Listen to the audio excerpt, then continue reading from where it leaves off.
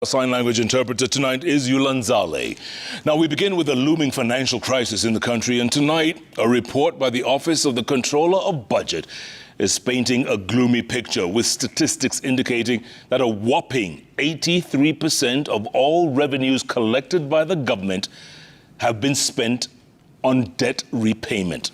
Now, the Controller of Budget, Margaret Nyakango, who appeared before the Budget and Appropriations Committee, also revealed that both foreign and local travel by government officials and their delegations is further compounding the country's strained financial situation.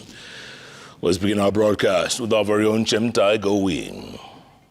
There is an area here that we feel has let us down. The Controller of Budget, Margaret Nyakango, went to the National Assembly Budget Committee bearing bad news on the state of the economy. Our debt as of 30th June was 10.25 trillion, which is over the legal ceiling. An 18% spike in public debt means the Exchequer will have to dig deeper to raise funds to meet its obligations to settle the 5.2 trillion external debt and the 4.83 trillion domestic debt.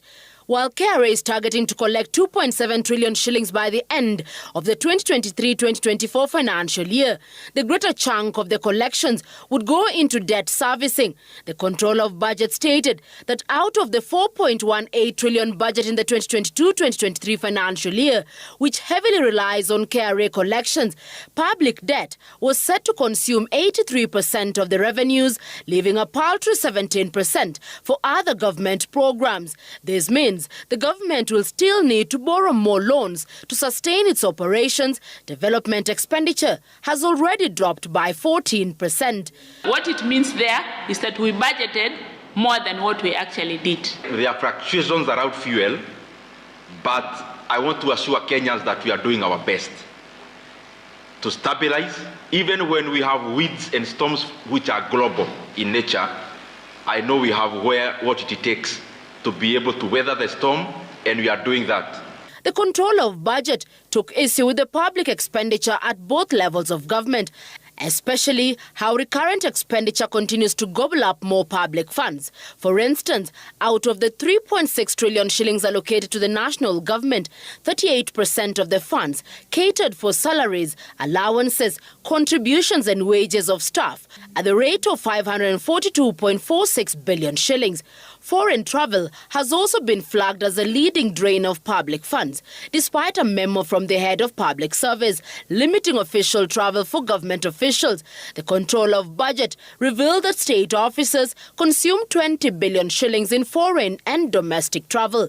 The National Assembly emerged the highest spender, sinking 4.8 billion shillings into local travel and another 1.5 billion shillings into foreign travel. Hospitality too took up 8.6 billion shillings, with the Office of the President leading the pack by taking up 2.34 billion shillings, while the polls body IEBC came a close second, spending 2.1 billion shillings.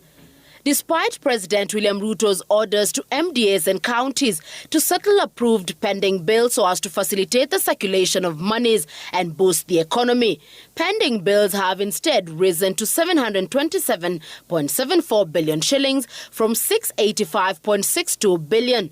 Under the prevailing circumstances, it is unlikely that the trend will change any time. Nyakango recommends that it is necessary to match existing loans to the project it funded to establish whether the country is getting value for money. Another proposal that is likely to stir controversy was a suggestion that the National Treasury explores other currencies in seeking funds so as to minimize pressure on the shilling, which continues to depreciate by the day. Further, she urged the government to cut its coat according to the size of its cloth. Chemutai Goin, Citizen TV.